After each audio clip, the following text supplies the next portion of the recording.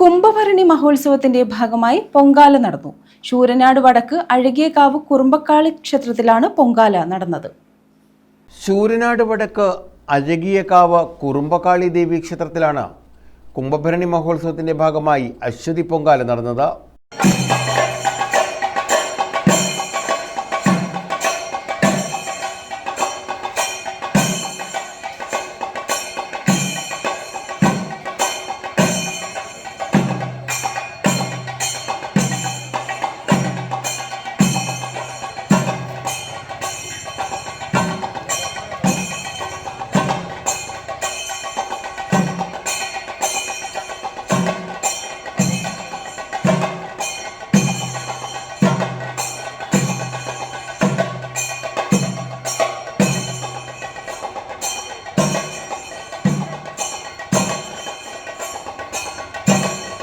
പുലർച്ചെ 5:30 പൊങ്കാല ചടങ്ങുകൾ.